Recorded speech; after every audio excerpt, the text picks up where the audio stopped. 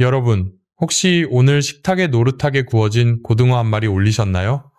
고등어는 우리 몸에 정말 좋은 국민 생선이자 단백질의 보물창고라고 불립니다.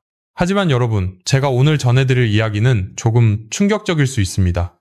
우리가 평소 건강을 위해 챙겨 먹는 이 고등어가 어떤 분들에게는 콩팥을 순식간에 망가뜨리는 치명적인 독이 될 수도 있다는 사실을 알고 계셨습니까? 여기서 잠시 제가 여러분의 상태를 파악하고 도움을 드리기 위해 한 가지 부탁을 드리겠습니다. 만약 이번 주에 고등어를 드셨거나 드실 계획이 있는 분들은 지금 바로 아래 댓글창에 숫자 1이라고 남겨주십시오.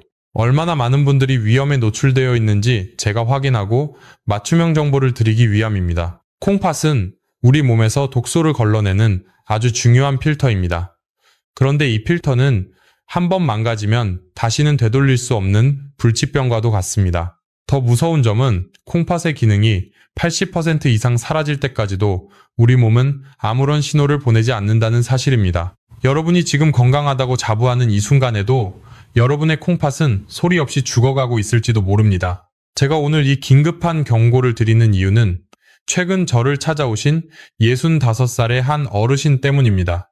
이분은 평생 병원 한 번 안 가보셨을 정도로 건강하셨고 매일 새벽 등산을 다닐 만큼 기력이 넘치셨던 분입니다.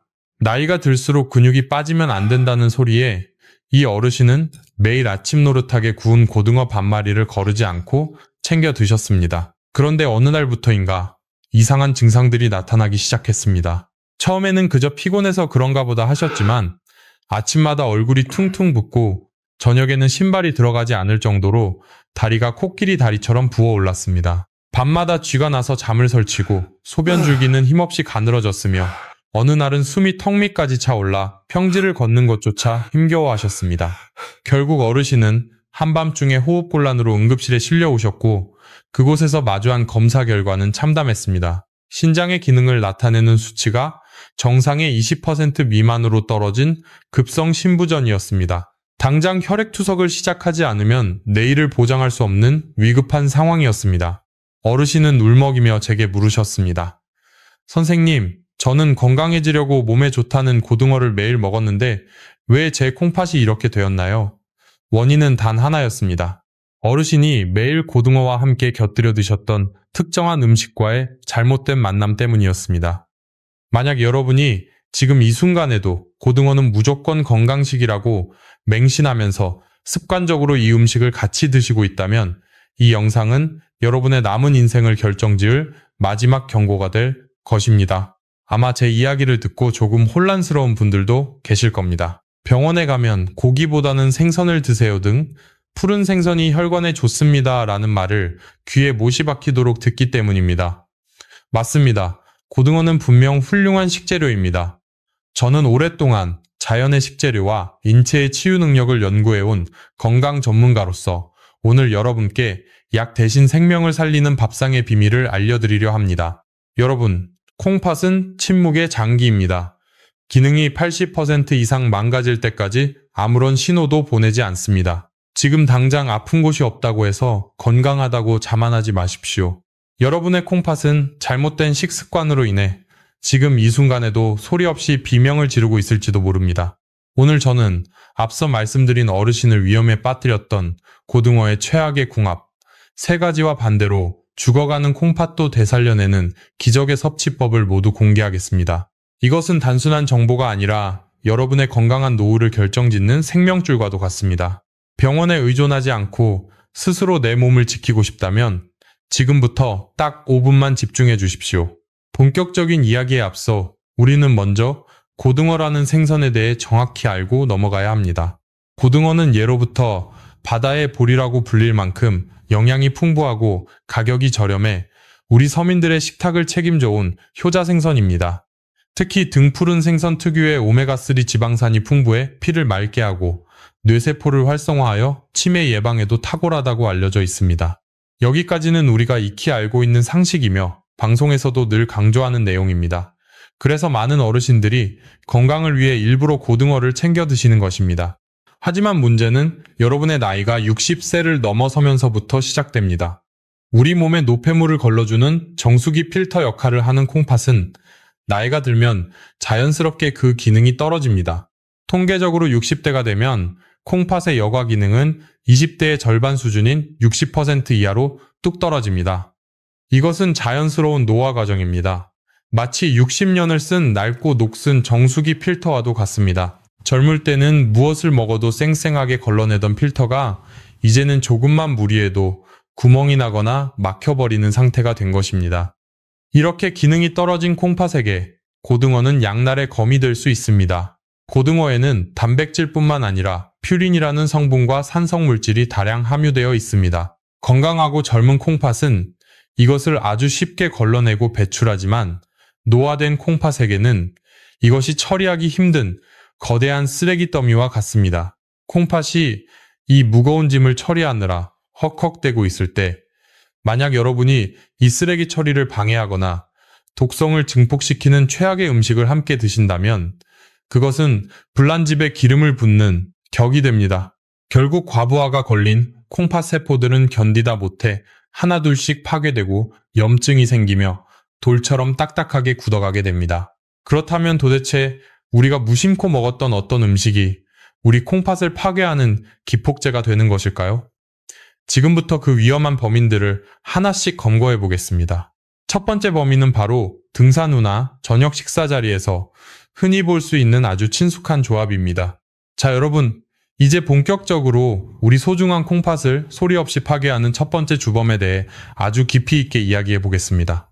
한국인이 가장 사랑하는 여가 생활인 등산이나 운동 후에 혹은 퇴근 후 저녁 식사 자리에서 너무나 흔하게 볼 수 있는 이 조합은 바로 노릇하게 구운 고등어와 시원한 맥주 한 잔의 만남입니다. 땀 흘리고 난 뒤에 먹는 짭조름한 고등어 구이, 한정과 뼛속까지 시원해지는 맥주 한 잔은 그야말로 꿀맛 같은 보상일 것입니다. 하지만 신장 건강을 연구하는 제 입장에서 이 조합은 지쳐있는 여러분의 콩팥에 시한폭탄을 투하하는 것과 다를 바가 없는 아주 위험한 행동입니다. 최근 저를 찾아오신 70살 송 어르신의 가슴 아픈 이야기를 들려드리겠습니다. 송 어르신은 평소 자식들에게 짐이 되지 않으려 운동도 열심히 하시고 아주 모범적인 생활을 하셨던 분입니다. 하지만 딱 하나, 주말마다 친구들과 등산을 마친 뒤 산 아래 식당에서 고등어 구이에 막걸리나 맥주 몇 잔을 곁들이는 것이 인생의 유일한 낙이셨습니다.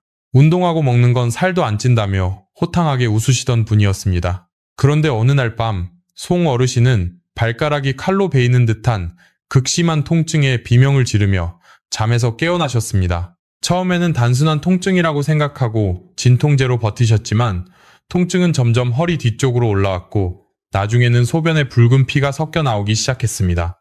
급히 병원에 내원하여 정밀 검사를 진행한 결과 송 어르신의 콩팥 속에는 무려 3cm가 넘는 거대한 사슴뿔 모양의 신장 결석이 자리 잡고 있었습니다.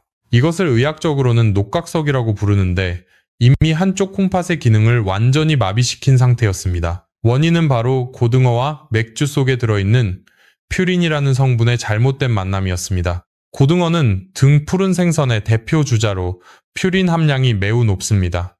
이 퓨린은 우리 몸에서 대사되면서 요산이라는 찌꺼기를 만듭니다. 건강한 사람이라면 이 요산이 소변으로 배출되지만 여기서 술이 들어가면 문제가 걷잡을 수 없이 커집니다. 맥주 속에 들어있는 알코올은 우리 콩팥이 요산을 몸 밖으로 배출하는 과정을 강력하게 방해합니다. 결국 갈 곳 잃은 요산들이 혈액 속에 쌓이다 못해 날카로운 바늘 모양의 결정체로 변하게 됩니다.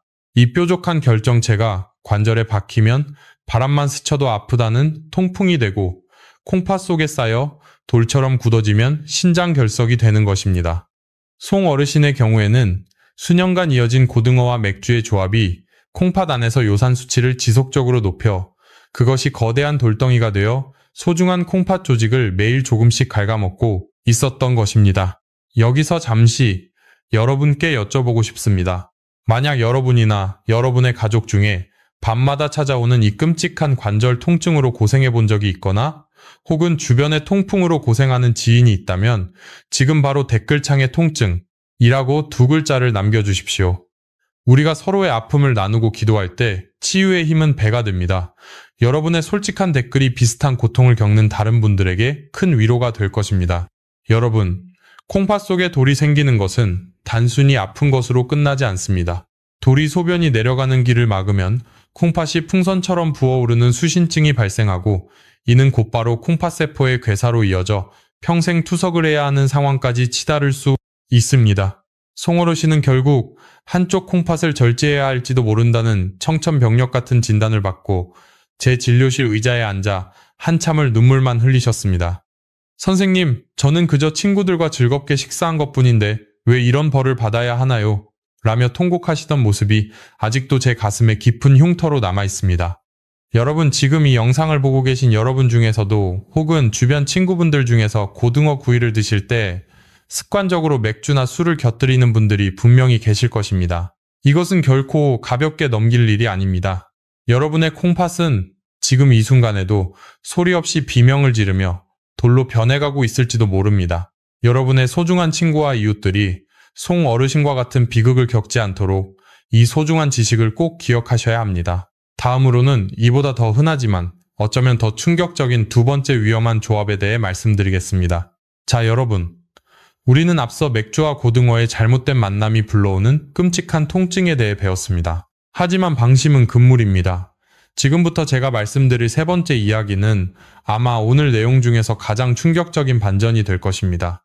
우리가 흔히 건강을 위해 혹은 뼈를 튼튼하게 하기 위해 챙겨 먹는 채소의 왕 시금치가 고등어를 만나는 순간 우리 콩팥을 찌르는 날카로운 유리 조각으로 변할 수 있기 때문입니다. 건강에 관심이 많은 분들이라면 시금치가 뽀빠이의 힘의 원천이자 비타민과 철분이 가득한 슈퍼푸드라는 사실을 잘 아실 것입니다. 그래서 많은 어르신들이 고등어의 영양을 더하기 위해 시금치를 넣고 국을 끓이거나 고등어 조림 옆에 시금치나물을 듬뿍 곁들여 드시곤 합니다. 겉보기에는 완벽한 건강식단처럼 보입니다. 하지만 신장 건강을 연구하는 제 눈에는 이 조합이 마치 콩팥 안에 시한폭탄을 설치하는 것과 같아 보입니다. 최근 응급실을 통해 저희 병원에 입원하신 68살 윤 어르신의 사례를 들려드리겠습니다. 윤 어르신은 평소 골다공증 걱정 때문에 칼슘이 풍부한 음식을 찾아서 드시는 아주 꼼꼼한 분이셨습니다. 이 어르신은 텔레비전에서 시금치와 등 푸른 생선이 좋다는 이야기를 들으시고 매주 서너 번씩 고등어를 넣은 시금치 된장국을 끓여 드셨습니다. 국물까지 남김없이 드시는 것이 건강의 비결이라고 믿으셨던 이 어르신에게 어느 날 밤 끔찍한 비극이 찾아왔습니다. 새벽 2시경 윤 어르신은 옆구리를 칼로 후벼 파는 듯한 태어나서 한 번도 겪어보지 못한 극심한 고통에 몸부림치며 잠에서 깨셨습니다. 식은땀이 비오듯 쏟아지고 숨조차 쉴 수 없는 통증에 이르고 구급차를 타고 응급실로 실려오셨습니다. 산모가 아이를 낳는 산통보다 더 아프다는 요로 결석이었습니다. 검사 결과 윤 어르신의 콩팥과 요관은 수많은 돌 조각들로 꽉 막혀 있었고 그 돌들이 내려오면서 연약한 점막을 긁어 붉은 피오줌이 쏟아지고 있었습니다. 윤 어르신은 진통제를 맞고 겨우 안정을 찾으신 뒤 저에게 물으셨습니다. 선생님, 저는 몸에 나쁜 인스턴트 음식은 입에도 대지 않고 채소와 생선만 먹었는데 도대체 왜 제 몸에 돌이 생긴 겁니까? 그 범인은 바로 시금치 속에 들어있는 수산이라는 성분과 고등어 속에 칼슘이 만났기 때문입니다. 시금치에는 수산, 즉 옥살산이라는 성분이 채소 중에서 압도적으로 많이 들어있습니다. 이 수산이 몸속에 들어와서 고등어의 칼슘과 만나면 물에 녹지 않는 불용성 결석인 수산칼슘이라는 딱딱한 돌을 만들어냅니다. 문제는 우리 어르신들의 몸 상태입니다. 젊은 사람들은 수분을 충분히 섭취하고 대사 기능이 활발하여 이런 성분들이 만나기 전에 배출될 수도 있습니다. 하지만 나이가 들면 갈증을 잘 느끼지 못해 만성적인 탈수 상태인 경우가 많습니다. 소변의 양이 줄어들고 농축된 상태에서 시금치의 수산과 고등어의 칼슘이 콩팥이라는 좁은 방에서 만나게 되면 순식간에 결정을 이루고 뭉쳐버립니다. 이것은 마치 시멘트 가루에 물을 섞으면 단단하게 굳어버리는 원리와 똑같습니다. 윤 어르신의 엑스레이 사진을 보시면 콩팥 안에 하얗게 빛나는 점들이 보이실 것입니다. 이것들이 바로 그 잘못된 만남이 만들어낸 돌덩이들입니다. 여러분, 제가 지금 손으로 가리키고 있는 이 콩팥의 상처들을 자세히 보십시오. 이 돌들이 콩팥 안을 돌아다니면서 남긴 긁힌 자국들과 염증들이 보이십니까? 한번 이렇게 상처 입고 염증이 반복된 콩팥 조직은 마치 화상을 입은 피부처럼 쭈글쭈글해지고 딱딱하게 변해버립니다. 이것을 신장섬유화라고 부르는데 안타깝게도 한번 섬유화된 콩팥은 다시는 원래의 기능을 회복할 수 없습니다. 윤 어르신은 결국 쇠석술이라는 시술을 통해 돌을 깨뜨려 꺼내야 했고 콩팥 기능의 상당 부분을 영원히 잃어버리고 말았습니다. 여러분, 건강을 위한 열정은 존경스럽지만 올바른 지식이 없는 열정은 때로는 독이 됩니다. 시금치는 분명 좋은 채소입니다. 하지만 고등어와 함께 드실 때는 반드시 주의가 필요합니다. 특히 콩팥 기능이 조금이라도 떨어져 있거나 과거에 결석이 있었던 분들이라면 고등어를 드시는 끼니에는 시금치 반찬을 피하시는 것이 가장 안전합니다. 만약 시금치를 꼭 드셔야 한다면 반드시 끓는 물에 뚜껑을 열고 데쳐서 수산 성분을 공기 중으로 날려보내고 물에 헹궈낸 뒤에 드셔야 합니다. 국으로 끓여서 국물까지 다 드시는 것은 수산을 농축액으로 마시는 것과 같으므로 절대 피하셔야 합니다. 고등어와 시금치 각각 따로 먹으면 최고의 보약이지만 함께 먹으면 최악의 궁합이 된다는 사실을 절대 잊지 마십시오. 여기서 여러분께 간곡히 부탁드립니다. 이 위험한 조합을 절대 잊지 않겠다는 다짐으로 지금 바로 댓글창에 금지라고 2글자를 남겨주십시오. 여러분이 직접 손으로 금지라고 적는 그 순간 여러분의 뇌는 이 정보를 장기 기억으로 저장하게 됩니다. 나중에 마트에서 시금치와 고등어를 같이 집으려다가도 오늘 적은 댓글이 떠올라 멈추게 될 것입니다. 여러분의 소중한 콩팥을 지키기 위해 지금 바로 금지라고 적어주십시오. 자, 여러분, 이제 콩팥을 망가뜨리는 마지막이자 가장 강력한 주범에 대해 말씀드리겠습니다. 앞서 말씀드린 맥주나 시금치보다 어쩌면 한국인들에게 더 익숙하고 그래서 더 위험한 이것은 바로 짭조름한 맛으로 밥 한 공기를 뚝딱하게 만드는 자반고등어입니다. 옛날에는 냉장고가 없어서 고등어를 오래 보관하기 위해 엄청난 양의 소금을 뿌려 절였습니다. 하지만 냉장 기술이 발달한 지금도 여전히 우리는 그 짭짤한 감칠맛에 중독되어 소금 범벅인 자반고등어를 즐겨 찾고 있습니다. 최근 저희 병원을 찾아오신 72살 오 어르신의 안타까운 사례를 들려드리겠습니다. 오 어르신은 평소 짜게 드시지 않는다고 늘 자부하셨던 분입니다. 하지만 입맛이 없을 때마다 물에 밥을 말아서 그 위에 짭짤하고 고소한 자반고등어 한 점과 장아찌를 올려 드시는 것을 최고의 낙으로 여기셨습니다. 그런데 어느 날부터인가 혈압 수치가 이유 없이 천장을 뚫을 듯이 치솟기 시작했습니다. 아무리 강한 혈압약을 처방하고 용량을 늘려보아도 혈압은 좀처럼 잡히지 않았습니다. 급기야 아침에 일어나면 눈이 잘 떠지지 않을 정도로 얼굴이 붓고 저녁에는 양말 자국이 깊게 파여서 없어지지 않는 심각한 부종 증상이 나타났습니다.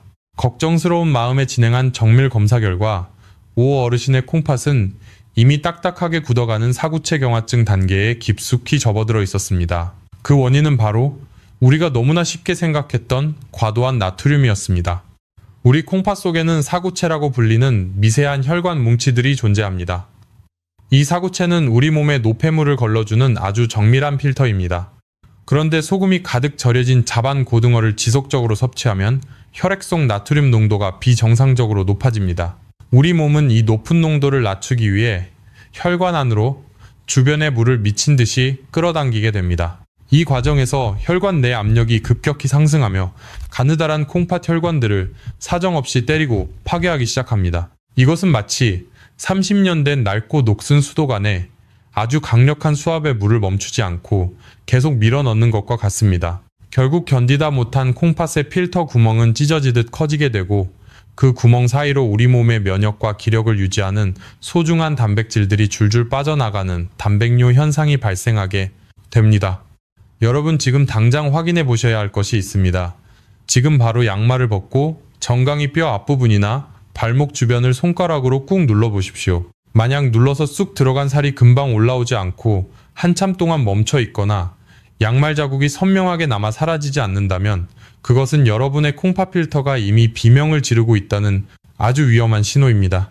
만약 이런 증상을 최근 한 달 사이에 단 한 번이라도 경험해 보셨다면 지금 바로 아래 댓글창에 붓기라고 솔직하게 남겨주십시오. 여러분의 소중한 댓글 하나하나가 저에게는 여러분의 상태를 파악하는 아주 중요한 단서가 됩니다. 제가 직접 확인하고 여러분의 불안함을 덜어드릴 수 있도록 구체적인 조언을 드리겠습니다.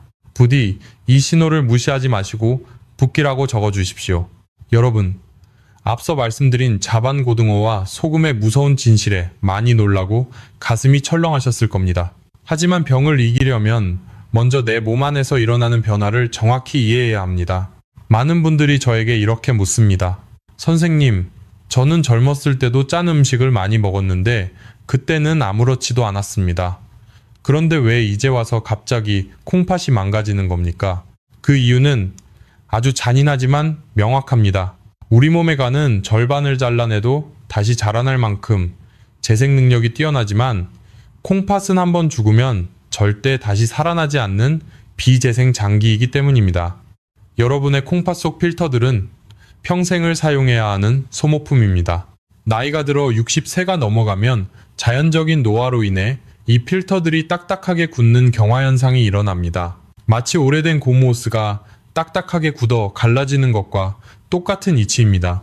이미 기능이 50% 이하로 떨어진 상태에서 젊었을 때와 똑같이 짠 음식을 먹고 독소를 배출하지 못한다면 그것은 낡은 필터에 돌덩이를 던지는 것과 같습니다. 결국 콩팥 조직은 상처를 입고 흉터처럼 딱딱하게 굳어버리는 섬유화가 진행됩니다. 안타깝게도 현대의학으로는 이렇게 섬유화된 콩팥 조직을 다시 되돌릴 수 있는 방법이 없습니다. 그렇기 때문에 우리는 남은 콩팥 세포들을 지키기 위해 필사적으로 노력해야 하는 것입니다. 이제 와서 고등어를 아예 끊어야 할까요? 아닙니다.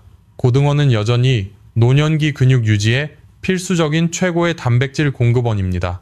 문제는 고등어 자체가 아니라 고등어를 먹는 방법입니다. 우리 조상들의 깊고 지혜로운 식습관 속에는 이미 콩팥을 완벽하게 보호하면서도 고등어를 최고의 천연 보약으로 만드는 놀라운 비법이 숨겨져 있습니다. 지금부터 여러분의 콩팥 수명을 20년 더 늘려줄 기적의 해결책을 공개하겠습니다.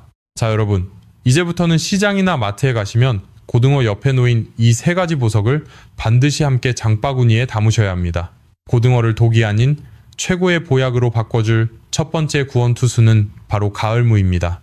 옛말의 가을무는 인삼보다 좋다는 말이 있듯이 무에는 디아스타아제라고 불리는 천연 소화 효소가 가득 들어 있습니다.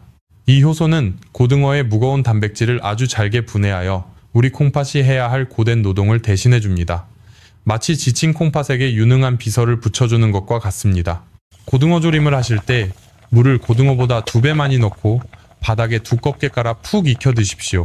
무에서 나온 시원한 채수가 고등어의 산성독을 중화시키고 소화를 돕습니다. 여기서 여러분의 뇌에 이 중요한 정보를 깊이 새겨드리기 위해 마지막 부탁을 드립니다. 댓글창에 무라고 한 글자만 남겨주십시오. 여러분이 직접 적는 순간 이 정보는 여러분의 것이 됩니다. 두 번째 해결책은 혈관 청소부 양파입니다. 고등어의 기름이 공기와 만나 산패되면 과산화 지질이라는 독소가 되어 콩팥 혈관을 막습니다. 하지만 이때 양파에 퀘르세틴 성분이 투입되면 고등어의 지방이 산패되는 것을 막아줄 뿐만 아니라 혈관 내벽에 쌓인 찌꺼기들을 녹여 소변으로 배출시킵니다. 고등어구이를 드실 때 간장에 찍지 마시고 잘게 다진 양파와 식초를 섞은 양파 소스를 듬뿍 얹어 드셔보십시오. 짠맛은 줄고 감칠맛은 폭발하며 콩팥은 춤을 추게 될 것입니다. 마지막 세 번째 비결은 바로 상큼한 레몬과 식초입니다. 앞서 고등어와 시금치가 만나면 결석이 생긴다고 말씀드렸습니다. 반대로 레몬과 식초의 풍부한 구연산 성분은 콩팥 안에서 칼슘이 뭉치는 것을 막아주는 가장 강력한 천연 방패입니다. 생선구이 접시에 놓인 레몬 한 조각을 장식으로만 여기지 마시고 즙을 짜서 고등어 전체에 뿌려주십시오. 혹은 조리 전 고등어를 쌀뜨물과 식초탄물에 10분만 담가 두셔도 비린내와 독소는 사라지고 살은 탱탱해지며 여러분의 콩팥을 지키는 최고의 건강식이 탄생합니다. 오늘 저녁 식탁에는 짭짤한 자반고등어 대신 무와 양파를 가득 넣은 심심한 고등어 조림을 올려보시는 것이 어떨까요? 자, 여러분, 이제 우리는 참으로 소중한 여정의 끝에 다다랐습니다. 오늘 우리는 고등어라는 친숙한 반찬 속에 숨겨진 콩팥의 생존 법칙을 깊이 있게 배웠습니다. 다시 한번 강조하지만 콩팥을 울리는 자반고등어와 맥주, 그리고 시금치와의 위험한 만남은 피하고 대신 콩팥을 살리는 무와 양파, 그리고 레몬을 기억해 주십시오. 이 작은 실천이 10년 뒤 여러분의 운명을 결정합니다. 앞서 말씀드린 강어르신이 절망 끝에서 다시 희망을 찾으셨듯 여러분의 콩팥도 아직 늦지 않았습니다. 우리 몸은 우리가 사랑과 정성을 쏟는 만큼 반드시 기적처럼 응답합니다. 부디 오늘 알게 된 이 귀한 생명의 지식을 혼자만 간직하지 마시고 건강 걱정에 잠 못 이루는 친구분들에게 널리 공유해 주십시오. 여러분의 따뜻한 공유 한 번이 누군가에게는 새로운 삶을 선물하는 계기가 될 것입니다. 저 남현진은 앞으로도 여러분이 투석실의 차가운 기계 소리가 아닌 가족들의 웃음소리 속에서 건강한 노후를 보내실 수 있도록 끝까지 곁을 지키겠습니다. 여러분 사랑합니다. 그리고 진심으로 감사합니다. 50대 이후 절대 무심코 넘기면 안 되는 최악의 식습관 폭탄이 있습니다.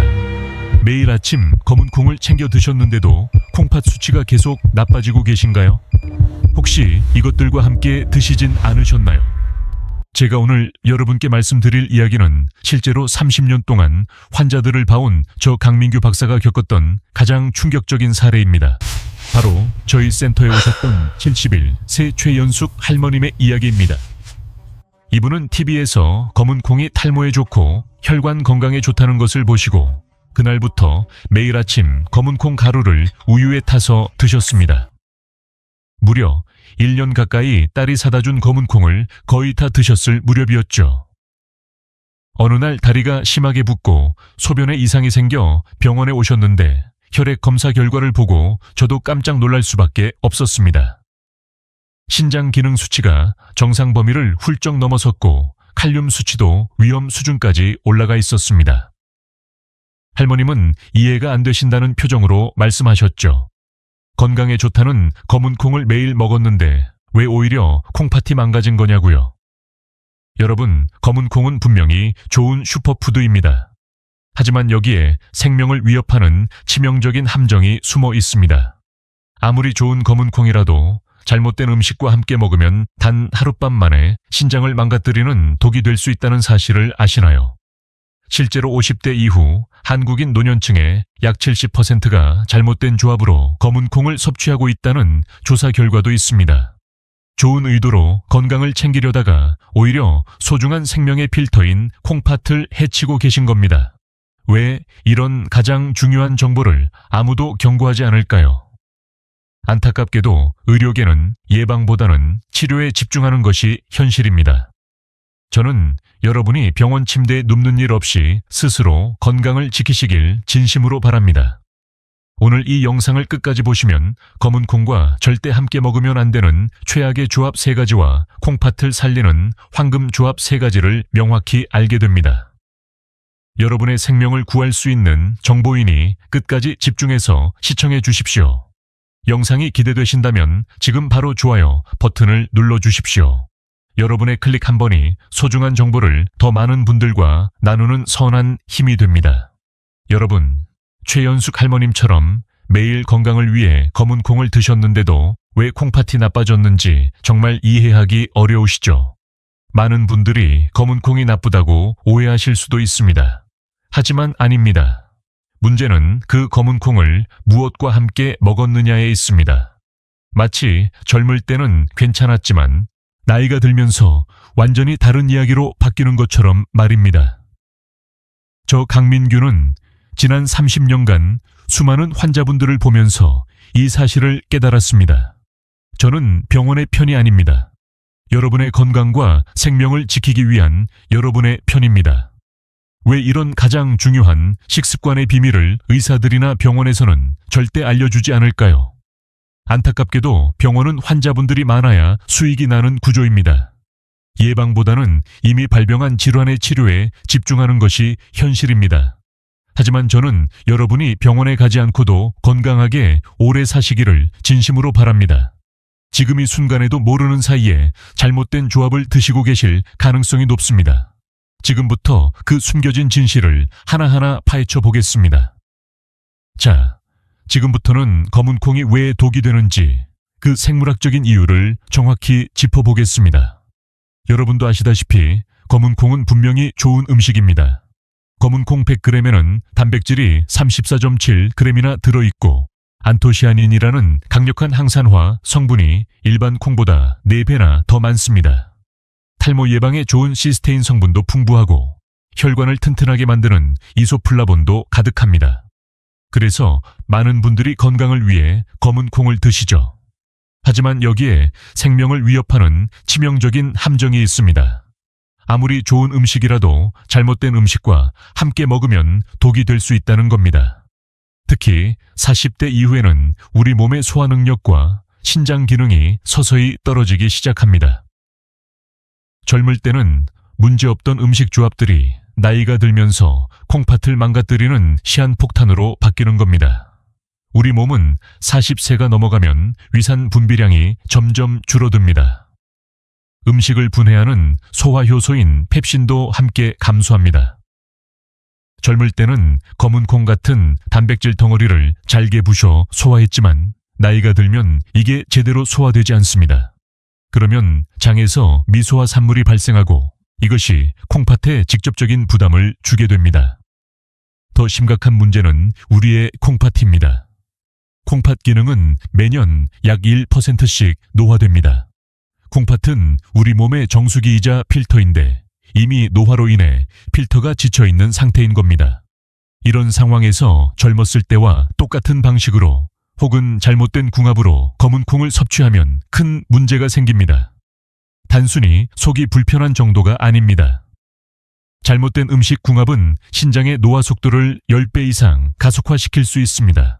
매일같이 콩팥에 독성 찌꺼기를 쌓는 것과 같습니다.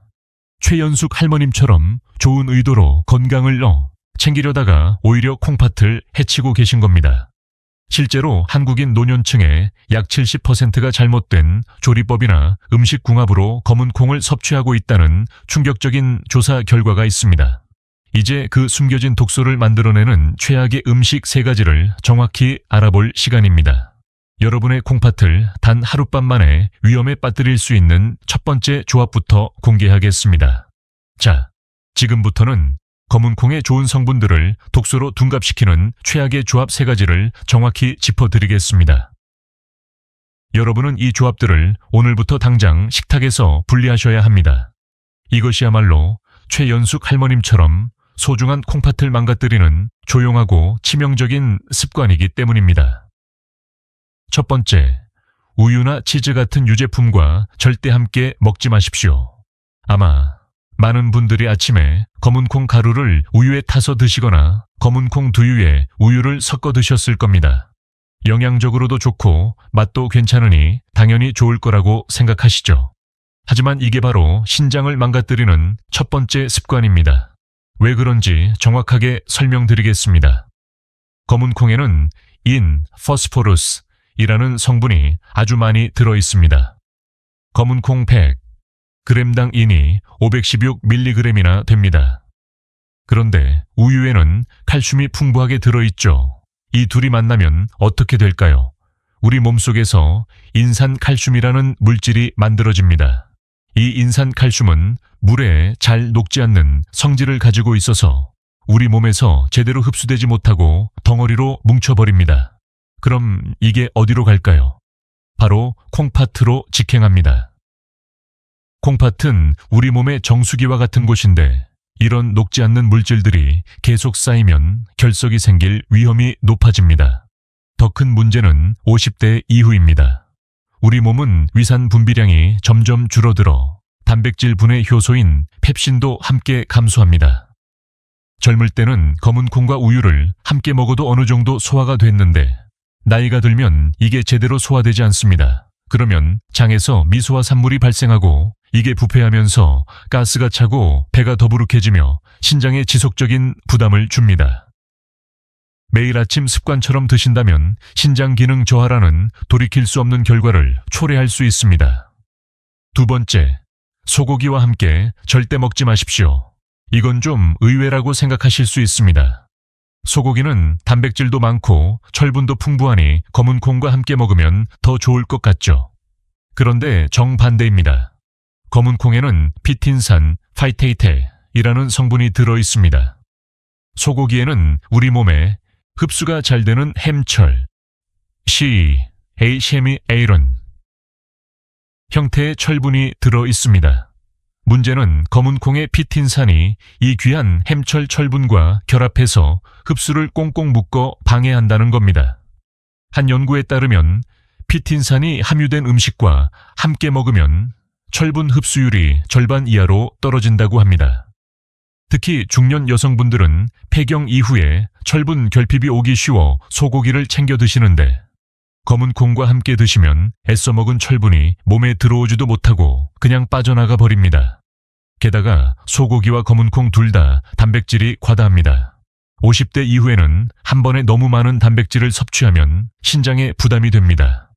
신장은 단백질이 분해되면서 생기는 노폐물을 걸러내기 위해 24시간 쉬지 않고 일해야 합니다. 쉴 틈 없이 과부하가 걸리는 겁니다. 세 번째, 김치나 장아찌 같은 고염식과 절대 먹지 마십시오. 이게 바로 한국인의 식탁에서 가장 흔하게 저지르는 실수이자 콩팥을 가장 빠르게 망가뜨리는 조합입니다. 검은 콩은 칼륨 함량이 매우 높은 식품입니다. 검은 콩 100g에 칼륨이 1200mg이나 들어 있습니다. 콩팥 기능이 떨어진 상태에서 칼륨을 과다 섭취하면 콩팥이 칼륨을 제대로 배출하지 못해 고칼륨 혈증, 하이퍼카레미아 이 생깁니다. 이 상태는 심장 박동을 불규칙하게 만들고 심한 경우 심장마비까지 일으킬 수 있는 위험한 상태입니다. 여기에 김치나 장아찌 같은 고염식을 함께 먹으면 어떻게 될까요? 나트륨까지 과다 섭취하게 됩니다. 콩팥은 칼륨도 걸러내야 하고 나트륨도 걸러내야 하니 완전히 과부하 상태가 되어 쉴 틈이 없습니다. 이렇게 되면 건강한 신장도 서서히 망가집니다. 하물며 50대 이후 기능이 조금씩 떨어지고 있는 콩팥이라면 더 빠르게 나빠질 수밖에 없습니다. 여러분은 방금 검은 콩의 좋은 성분들이 어떻게 치명적인 독소로 둔갑하는지 보셨습니다. 이 사실을 아는 것과 모르는 것의 차이는 여러분의 남은 생명을 결정합니다. 신장 질환의 충격적인 현실부터 말씀드리겠습니다. 실제로 대한신장학회의 통계를 보면 60대 이상 한국인의 약 30%가 만성 신장질환 초기 단계에 있다고 합니다. 하지만 본인은 모르고 지내시는 경우가 대부분입니다. 왜 그럴까요? 콩팥은 70% 이상 망가져야 증상이 나타나기 때문입니다. 그 전까지는 아무 느낌이 없습니다. 그러니까 지금 당장은 괜찮다고 느껴지더라도 검은 콩을 고염식이나 유제품과 계속 드시면 콩팥은 조용히 망가지고 있을 수 있습니다. 그리고 어느 날 갑자기 다리가 붓고 소변에 거품이 생기고 극심한 피로감이 몰려오면서 병원에 가보면 이미 콩팥이 많이 나빠져 있는 겁니다. 고칼륨 혈증의 위험은 더욱 심각합니다. 검은 콩에 1200mg에 달하는 높은 칼륨 함량이 고염식과 결합하면 콩팥은 제 기능을 잃습니다. 콩팥은 우리 몸의 칼륨 수치를 3.5에서 5.0 MEQL-L 3.5, 5영 MEQL 사이로 일정하게 유지해야 합니다. 이 수치가 높아지는 것이 바로 고칼륨 혈증입니다. 이것은 단순히 수치 문제가 아닙니다. 혈액 속 칼륨이 높아지면 심장 박동을 불규칙하게 만들고 심한 경우 심장마비까지 일으킬 수 있는 매우 위험한 상태입니다. 최연숙 할머님도 처음에는 아무 증상이 없으셨습니다. 평소처럼 검은 콩을 우유에 타서 드시고 밥상에는 김치와 장아찌가 항상 올라왔습니다. 6개월이 지난 어느 날 다리가 붓고 소변색이 이상해지면서 병원에 오셨을 때 혈액 검사 결과 칼륨 수치는 5.8 MEQL-1, 권장물 MEQAL로 정상 범위를 훌쩍 넘어섰습니다. 좋은 의도로 건강을 챙기려던 것이 콩팥을 망가뜨리고 있었던 겁니다.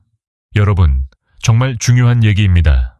검은 콩은 좋은 음식입니다. 하지만 우유, 소고기, 고염식과 함께 먹으면 독이 됩니다. 이 사실을 깨닫고 오늘부터 바로 잡는 것이 여러분의 남은 인생을 결정할 것입니다. 자, 이제 절망적인 얘기는 끝났습니다. 지금부터는 희망의 이야기입니다. 그렇다면 검은 콩의 영양은 최대로 흡수하면서 콩팥은 보호할 수 있는 황금 조합 3가지는 무엇인지 공개하겠습니다. 자, 이제 절망적인 얘기는 끝났습니다. 지금부터는 희망의 이야기입니다. 그렇다면 검은 콩은 어떻게 먹어야 할까요? 지금부터 제가 말씀드리는 3가지 황금 조합만 기억하시면 검은 콩의 영양은 최대로 흡수하면서 여러분의 소중한 콩팥은 완벽하게 보호할 수 있습니다.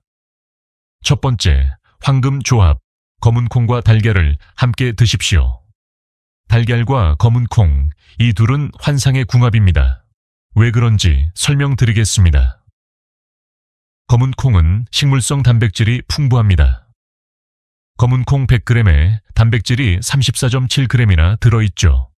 하지만 식물성 단백질에는 한 가지 약점이 있습니다. 필수 아미노산 중에서 일부가 부족하다는 겁니다. 특히 메티오닌이라는 아미노산이 적게 들어있습니다. 그런데 달걀에는 바로 이 메티오닌이 풍부하게 들어있습니다. 달걀은 완전 단백질 식품이라고 불리는데 우리 몸이 필요로 하는 모든 필수 아미노산이 균형 있게 들어있기 때문입니다. 그러니까 검은 콩과 달걀을 함께 먹으면 어떻게 될까요? 검은 콩의 식물성 단백질과 달걀의 동물성 단백질이 만나서 서로의 부족한 부분을 완벽하게 채워줍니다. 이걸 전문 용어로 단백질 상호 보완 작용이라고 합니다. 특히 60대 이후에는 근육이 빠르게 줄어듭니다. 이것을 근감소증이라고 하는데 근육이 줄어들면 기력도 떨어지고 낙상 위험도 높아집니다. 그래서 양질의 단백질을 충분히 섭취하는 것이 정말 중요합니다. 검은 콩밥 한 공기에 달걀 반숙 하나만 곁들여 드시면 하루에 필요한 단백질의 상당 부분을 채울 수 있습니다. 게다가 달걀은 소화 흡수율도 96%나 됩니다. 먹은 만큼 거의 다 흡수된다는 얘기죠. 아침 식사로 검은 콩 현미밥에 달걀 반숙 하나, 이렇게만 드셔도 하루를 시작하는 든든한 에너지를 얻으실 수 있습니다. 두 번째, 황금 조합. 검은 콩과 현미나 잡곡을 함께 드십시오. 많은 분들이 흰쌀밥에 검은 콩을 넣어 드십니다. 이것도 나쁘지 않지만 현미나 잡곡과 함께 드시면 훨씬 더 좋습니다. 왜 그런지 설명드리겠습니다. 흰쌀은 도정 과정에서 겉질과 씨눈이 다 벗겨진 상태입니다. 그래서 탄수화물만 남아있고 식이섬유나 비타민은 거의 없어요. 흰쌀밥을 드시면 혈당이 빠르게 올라갑니다. 이것을 혈당 스파이크라고 하는데 혈당이 급격하게 올라갔다가 떨어지면 췌장에 부담이 되고 장기적으로는 당뇨병 위험이 높아집니다. 그런데 현미나 잡곡은 다릅니다. 겉질과 씨눈이 그대로 살아있어서 식이섬유가 풍부하게 들어있습니다. 이 식이섬유가 탄수화물이 소화되는 속도를 늦춰줍니다. 그러면 혈당이 천천히 올라갑니다. 혈당이 천천히 올라가면 췌장도 여유 있게 인슐린을 분비할 수 있고 혈당 조절이 훨씬 수월해집니다. 검은 콩 또한 식이섬유가 아주 풍부합니다. 검은 콩 100g에 식이섬유가 17.1g이나 들어있어요. 여기에 현미나 잡곡까지 함께 드시면 식이섬유의 시너지 효과가 생깁니다. 실제로 대한당뇨병학회 연구에 따르면 잡곡밥을 꾸준히 드시는 분들은 흰쌀밥만 드시는 분들에 비해 당뇨병 발병률이 30% 이상 낮다고 합니다. 특히 당뇨가 있으시거나 혈당 관리가 필요하신 분들은 꼭 검은 콩과 현미 또는 검은 콩과 보리, 귀리 같은 잡곡을 함께 드십시오. 혈당 조절에 큰 도움이 됩니다. 세 번째 황금 조합. 검은 콩을 식초에 재워서 드십시오. 이것은 초콩이라고 들어보셨을 겁니다. 검은 콩을 식초에 재워서 먹는 건데 이게 정말 콩팥 보호와 영양 흡수에 효과가 좋습니다. 왜 식초가 좋은지 설명드리겠습니다. 아까 파트 3에서 말씀드렸죠. 50대 이후에는 위산 분비가 줄어든다고. 위산이 줄어들면 검은 콩의 단백질을 제대로 소화시키지 못하고 흡수율도 떨어집니다. 그런데 식초는 산성입니다. 식초를 먹으면 위가 자극을 받아서 위산 분비가 촉진됩니다. 위산이 충분히 나오면 검은 콩의 단백질이 잘 분해되고 흡수율도 높아집니다.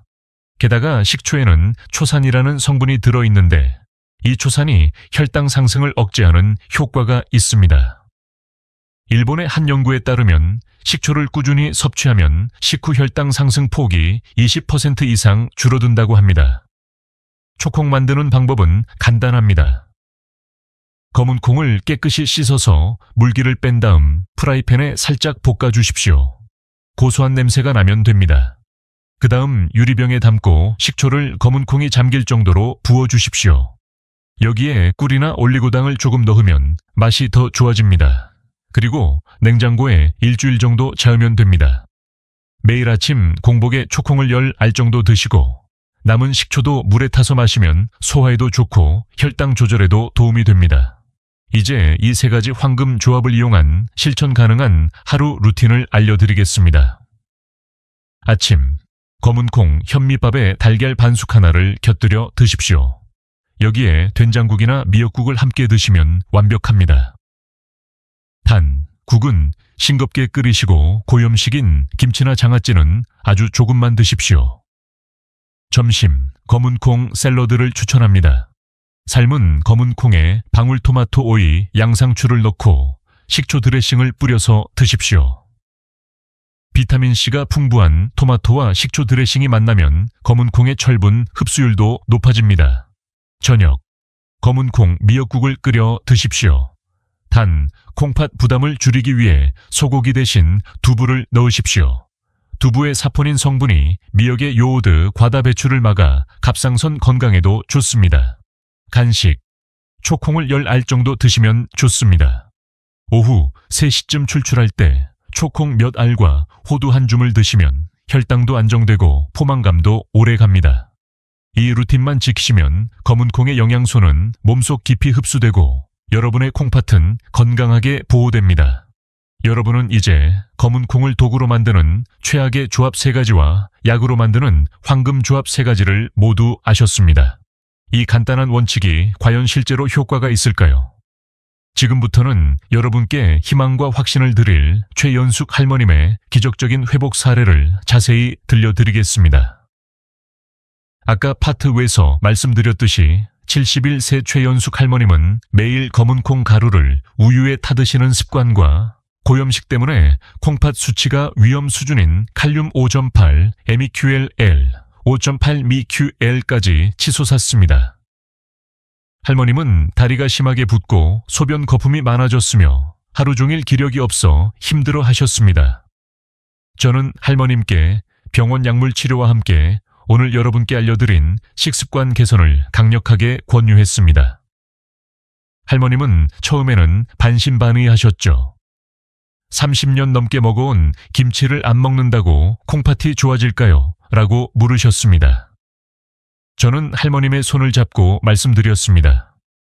할머님, 문제는 김치 자체가 아닙니다. 검은 콩과 함께 먹는 조합이 문제입니다. 잘못된 조합은 당장 끊으시고 대신 제가 알려드린 황금 조합인 달걀, 현미, 식초를 꼭 드십시오. 딱 3개월만 실천해 주십시오. 할머님은 제 말대로 식습관을 완전히 바꾸셨습니다. 아침에는 우유 대신 검은 콩 현미밥에 달걀 반숙 하나를 곁들여 드셨고 점심에는 검은 콩과 토마토가 들어간 식초 드레싱 샐러드를 드셨습니다. 그리고 저녁에는 콩팥에 부담이 되는 소고기 대신 두부를 넣은 미역국을 드셨습니다. 짠 김치와 장아찌는 밥상에서 완전히 치우셨습니다. 출출할 때는 초콩 10알을 간식으로 드셨죠. 할머님은 이 간단한 루틴을 하루도 빠짐없이 3개월 동안 꾸준히 실천하셨습니다. 3개월 후 할머님은 다시 피검사를 받으러 오셨습니다. 병원에 오실 때 그전처럼 다리를 절뚝거리지 않으시고 얼굴빛도 훨씬 밝아져 계셨습니다. 저와 간호팀은 결과를 보고 믿기 어려운 기적을 확인했습니다. 칼륨 수치가 4.5 MEQL-L, 4.5 MEQL-범부시로 정상 범위로 완벽하게 돌아왔습니다. 콩팥 기능을 나타내는 크레아티닌 수치도 현저하게 개선되었습니다. 할머님은 제 손을 잡고 눈물을 글썽이며 말씀하셨습니다. 선생님, 정말 감사합니다. 다리 부기가 싹 빠지고 소변 거품도 사라졌어요. 아침에 일어나는 게 정말 가벼워졌습니다. 검은 콩이 나쁜 게 아니라 먹는 방법이 중요하다는 걸 이제야 알았습니다. 이것은 결코 기적이 아닙니다. 할머님의 간절한 실천과 올바른 과학적인 식습관이 만들어낸 당연한 결과입니다. 위험한 조합을 중단하고 콩팥이 좋아하는 황금 조합을 꾸준히 섭취하자 할머님의 콩팥은 다시 회복할 힘을 얻은 것입니다. 여러분, 이처럼 좋은 음식도 잘못 먹으면 독이 되고 평범한 음식도 올바른 조합을 찾으면 생명을 살리는 명약이 될 수 있습니다. 할머님처럼 여러분도 오늘부터 실천하실 수 있습니다. 여러분의 콩팥은 여전히 회복할 힘을 가지고 있습니다. 여러분은 이제 검은 콩의 황금 조합이 최연숙 할머님처럼 소중한 콩팥을 되살릴 수 있다는 확신을 얻으셨을 겁니다. 하지만 여기서 멈추시면 절대 안 됩니다. 아무리 좋은 음식이라도 모두에게 똑같은 약이 될 수는 없습니다. 지금부터 제가 말씀드리는 3가지 주의 사항은 여러분의 건강을 지키는 가장 중요한 안전 수칙입니다. 특히 기존의 질환을 가지고 계신 분들은 반드시 귀 기울여 주십시오. 첫 번째, 이미 신장 질환 진단을 받으셨다면 검은콩 섭취량을 반드시 제한하십시오. 검은콩은 콩팥을 망가뜨리는 음식이 아닙니다. 하지만 이미 콩팥 기능이 떨어진 상태에서는 이야기가 완전히 달라집니다. 검은콩은 칼륨이 매우 높은 식품이기 때문에 신장 기능이 떨어진 상태에서 많이 드시면 고칼륨 혈증 위험이 여전히 존재합니다. 검은콩 100g에 칼륨이 1200mg이나 들어있습니다. 보통 만성 신장 질환이 있으신 분들은 하루 칼륨 섭취를 2000mg 이하로 제한해야 합니다. 이 수치를 넘기면 심장에 무리가 갈 수 있습니다. 따라서 콩팥 내과 전문의와 반드시 상담하셔서 본인의 콩팥 상태에 맞는 하루 칼륨 섭취량을 확인하시고 그 범위 안에서 드셔야 합니다. 제발 괜찮겠지 하고 임의로 드시지 마십시오. 두 번째, 통풍이 있으신 분들도 검은콩 섭취에 주의해야 합니다. 통풍은 요산 수치가 올라가면서 관절에 염증이 생겨 극심한 통증을 유발하는 질환입니다. 검은콩에는 퓨린이라는 성분이 들어있어서 과다 섭취하면 요산 수치가 올라갈 수 있습니다. 따라서 통풍을 앓고 계신 분들은 검은콩을 과하게 드시지 마시고 퓨린 함량이 낮은 달걀이나 현미 등의 식품으로 단백질을 보충하시는 것이 현명합니다. 세 번째, 소화 기능이 약하신 분들은 소량부터 천천히 시작하십시오. 검은콩은 식이섬유가 매우 많은 건강식품입니다. 이는 장 건강에 좋지만 평소 소화 기능이 약하신 분들은 처음부터 많이 드시면 배에 가스가 차고 설사를 유발할 수 있습니다. 갑자기 많이 드시지 마시고 하루 10알 정도의 초콩이나 소량의 검은콩밥부터 시작해서 천천히 양을 늘려가십시오. 몸이 변화에 적응할 시간을 주는 것이 중요합니다. 마지막으로 가장 중요한 안전 수칙입니다. 오늘 제가 나눈 모든 내용은 교육 및 공익적 목적을 가집니다. 만약 여러분이 고혈압 약이나 당뇨약을 복용 중이시거나 병원에서 건강을 관리받고 계신다면 식단이나 생활 습관을 바꾸기 전에 반드시 담당 의사와 상담하십시오. 약을 임의로 조절하거나 끊으시면 절대 안 됩니다. 약은 여러분의 생명을 지키는 안전장치입니다. 식습관은 약의 효능을 극대화하는 역할을 할 뿐 대체할 수 없습니다. 최연숙 할머님도 의사의 처방대로 약을 복용하면서 식습관을 병행했기에 기적적으로 회복하실 수 있었습니다. 안전이 최우선입니다. 여러분의 건강은 강민규 박사인 저보다 여러분의 전문의가 가장 잘 알고 있습니다. 이 모든 안전 수칙을 명심하시고 이제 마지막으로 오늘의 내용을 총정리하면서 여러분의 실천을 독려하는 메시지를 전하겠습니다. 자, 이제 오늘 말씀드린 내용을 한 번 더 정리해 드리겠습니다. 오늘 여러분께 꼭 기억하셨으면 하는 내용 3가지만 정리해 드립니다. 첫째, 검은콩은 우유, 치즈 같은 유제품, 소고기, 김치나 장아찌 같은 고염식과 절대 함께 먹지 마십시오. 특히 50대 이후에는 이 잘못된 조합이 콩팥을 치명적으로 망가뜨립니다. 둘째, 검은콩은 달걀, 현미나 잡곡, 그리고 식초와 함께 드시면 흡수율이 최대로 높아집니다. 달걀은 부족한 단백질을 채워주고 식초는 위산 분비를 촉진해 콩팥 부담을 덜어줍니다.